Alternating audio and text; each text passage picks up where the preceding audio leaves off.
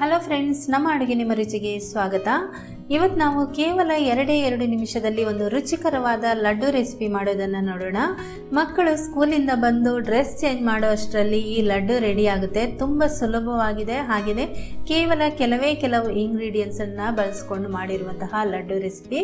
ಬನ್ನಿ ಈಗ ಇದನ್ನು ಮಾಡುವ ವಿಧಾನ ಹೇಗೆ ಅಂತ ನೋಡೋಣ. ನೀವಿನ್ನು ನಮ್ಮ ಚಾನಲ್ಗೆ ಸಬ್ಸ್ಕ್ರೈಬ್ ಆಗಲಿಲ್ಲ ಅಂದರೆ ದಯವಿಟ್ಟು ಸಬ್ಸ್ಕ್ರೈಬ್ ಮಾಡ್ಕೊಳ್ಳಿ. ಪಕ್ಕದಲ್ಲಿರೋ ನೋಟಿಫಿಕೇಶನ್ ಬೆಲ್ ಕೂಡ ಕ್ಲಿಕ್ ಮಾಡ್ಕೊಳ್ಳಿ. ಈ ಉಂಡೆ ಮಾಡಲಿಕ್ಕೆ ನೋಡಿ, ಈ ರೀತಿಯ ನಾನು ಬಿಸ್ಕೆಟ್ ತಗೊಂಡಿದ್ದೇನೆ. ಇದು ತುಂಬ ಸಿಹಿ ಇರೋದಿಲ್ಲ, ಮತ್ತು ಉಪ್ಪು ಬಿಸ್ಕೆಟ್ ಅಲ್ಲ, ಅದು ಸ್ವೀಟ್ ಆಗಿರುವಂಥದ್ದೇ, ಆದರೆ ಹದವಾಗಿ ಸ್ವೀಟ್ ಇರುತ್ತೆ. ಮನೆಯಲ್ಲಿ ಮಕ್ಕಳಿಗೆ ಅಥವಾ ಗೆಸ್ಟ್ಗಳಿಗೆ ಆಗುತ್ತೆ ಅಂತ ಈ ರೀತಿಯ ಬಿಸ್ಕೆಟ್ಗಳನ್ನು ತಂದಿಟ್ಕೊಳ್ತೇವೆ. ಆದರೆ ಈಗಿನ ಮಕ್ಕಳಂತೂ ಈ ಥರದ ಬಿಸ್ಕೆಟ್ಗಳನ್ನು ತಿನ್ನೋದೇ ಕಮ್ಮಿ ಅಂತ ಹೇಳ್ಬೋದು. ಗೆಸ್ಟ್ಗಳಿಗೆ ಕೆಲವೊಂದು ಕೊಟ್ಟು ಆಮೇಲೆ ಅದರಲ್ಲಿ ಉಳಿದ್ಬಿಟ್ರೆ ಅದು ಹಾಗೇ ವೇಸ್ಟ್ ಆಗಿಬಿಡುತ್ತೆ. ಆ ಥರ ವೇಸ್ಟ್ ಮಾಡೋ ಬದಲು ಇದನ್ನು ಉಂಡೆ ಥರ ಮಾಡ್ಕೊಂಡು ಕೊಟ್ಟರೆ ಮಕ್ಕಳು ಕೂಡ ಇಷ್ಟಪಟ್ಟು ತಿಂತಾರೆ, ಮನೆಯಲ್ಲಿ ಎಲ್ರಿಗೂ ಕೂಡ ಇಷ್ಟ ಆಗುತ್ತೆ. ಬಿಸ್ಕೆಟ್ನಿಂದ ಮಾಡಿರೋದು ಅಂತ ಯಾರು ಕೂಡ ಹೇಳಲ್ಲ, ಅಷ್ಟು ರುಚಿಯಾಗಿರುತ್ತೆ. ಈಗ ಈ ಬಿಸ್ಕೆಟ್ಗಳನ್ನು ಪುಡಿ ಮಾಡ್ಕೊಳ್ಬೇಕು. ಅದಕ್ಕೋಸ್ಕರ ಮಿಕ್ಸಿ ಜಾರಿಗೆ ಹಾಕ್ಕೊಳ್ತಾ ಇದ್ದೀನಿ. ನಾನಿಲ್ಲಿ 10 ಬಿಸ್ಕೆಟ್ ಉಪಯೋಗಿಸ್ಕೊಂಡಿದ್ದೀನಿ. ಈಗ ಇದನ್ನು ನಾವು ಪುಡಿ ಮಾಡ್ಕೊಳ್ಳುವಾಗ ಸ್ವಲ್ಪ ತರಿಯಾಗಿ ಪುಡಿ ಮಾಡ್ಕೊಳ್ಬೇಕು, ತುಂಬ ನೈಸಾಗಿ ಮಾಡ್ಕೊಳ್ಳೋದು ಬೇಡ. ಪುಡಿ ಆಗಿದೆ, ತೋರಿಸ್ತೀನಿ. ಈಗ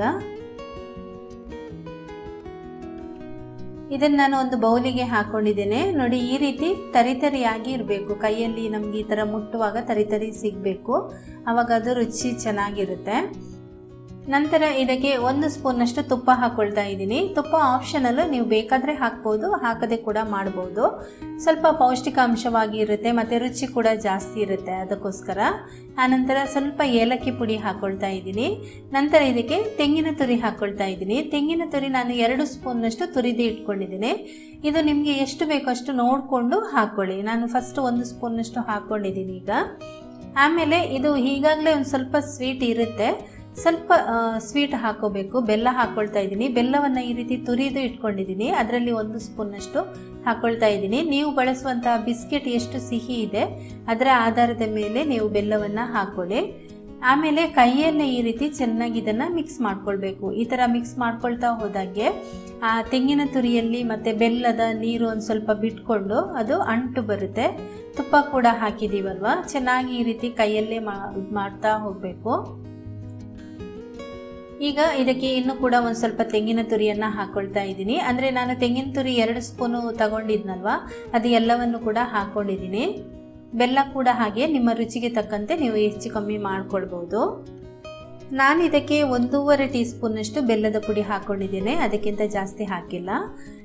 ತೆಂಗಿನ ತುರಿ ಜಾಸ್ತಿ ಹಾಕಿದ್ರೂ ಒಂದು ರೀತಿ ನೀರಾಗಿ ಮುದ್ದೆ ಥರ ಆಗುತ್ತೆ, ಆವಾಗ ರುಚಿ ಹಾಳಾಗುತ್ತೆ. 2 ಸ್ಪೂನಷ್ಟು ಸಾಕು. ಈಗ ಇದು ಚೆನ್ನಾಗಿ ಮಿಕ್ಸ್ ಮಾಡಿಕೊಂಡು ಕೈಯಲ್ಲಿ ಈ ರೀತಿ ಮಾಡಿದರೆ ನೋಡಿ, ಗಟ್ಟಿ ಬರಬೇಕು. ಆ ಥರ ಆದರೆ ಕರೆಕ್ಟಾಗಿದೆ ಹದ ಅಂತ, ನಿಮಗೆ ಉಂಡೆ ಕಟ್ಟಲಿಕ್ಕೆ ಸರಿಯಾಗುತ್ತೆ. ಇವಾಗ ಇದರಿಂದ ನಿಮಗೆ ಯಾವ ಸೈಜ್ ಬೇಕೋ ಆ ಸೈಜ್ಗೆ ಉಂಡೆಯನ್ನು ಕಟ್ಕೊಳ್ಳಿ.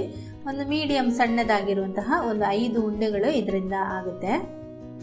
ನೋಡಿ, ಈ ರೀತಿ ಉಂಡೆ ರೆಡಿ ಆಗಿದೆ. ತುಂಬಾ ಚೆನ್ನಾಗಿ ಬರುತ್ತೆ ಉಂಡೆ, ಹಾಗೆಯೇ ಟೇಸ್ಟಿ ಆಗಿರುತ್ತೆ ಕೂಡ. ಇದರಲ್ಲಿ ಹೇಗೆ ಅಂದರೆ ಒಂದು 10 ಬಿಸ್ಕೆಟಲ್ಲಿ ಸುಮಾರು 5 ಉಂಡೆ ಆಗುತ್ತೆ. ಈಗಿನ ರವೆ ಉಂಡೆ ಬರುತ್ತಲ್ವ, ಅದಕ್ಕಿಂತ ಒಂದು ಸ್ವಲ್ಪ ಸೈಜ್ ಚಿಕ್ಕದು ಮಾಡಿದ್ದೀನಿ. ಅದರಲ್ಲಿ ಒಂದು 5 ಉಂಡೆ ಅಂದರೆ 2 ಬಿಸ್ಕೆಟ್ ಅದರಲ್ಲಿ ಅಷ್ಟೇ, ಆಯಿತಾ. ಮಕ್ಕಳಿಗೆ ಒಂದು 2 ಉಂಡೆ ನೀವು ಒಂದು ಸಲಕ್ಕೆ ಕೊಡ್ಬೋದು, ಒಂದು 4 ಬಿಸ್ಕೆಟ್ ತಿಂದ ಹಾಗೆ ಆಗುತ್ತೆ ಇವಾಗ. ಆದರೆ ಇದರಲ್ಲಿ ಇನ್ನೂ ಕೂಡ ನಾವು ಸ್ವಲ್ಪ ತುಪ್ಪ ಹಾಕಿದ್ದೀವಿ, ತೆಂಗಿನ ತುರಿ ಹಾಕಿದ್ದೀವಿ, ರುಚಿ ಚೆನ್ನಾಗಿರುತ್ತೆ. ಆದ್ದರಿಂದ ಬೆಲ್ಲ ಕೂಡ ಒಳ್ಳೆಯದು, ಚೆನ್ನಾಗಿರುತ್ತೆ ಒಂಥರ. ಓಕೆ ಫ್ರೆಂಡ್ಸ್, ಈ ಒಂದು ರೆಸಿಪಿ ನಿಮಗೆ ಇಷ್ಟ ಆಗಿದೆ ಅಂತ ಅಂದ್ಕೊಂಡಿದ್ದೀನಿ. ಹಾಗಾದರೆ ಒಂದು ಲೈಕ್ ಮಾಡಿ, ನಿಮ್ಮ ಪರಿಚಯದವರಿಗೆ ಶೇರ್ ಮಾಡಿ, ಹಾಗೆಯೇ ನಮ್ಮ ಚಾನಲ್ಗೆ ಸಬ್ಸ್ಕ್ರೈಬ್ ಆಗೋದು ಮರಿಬೇಡಿ. Thank you.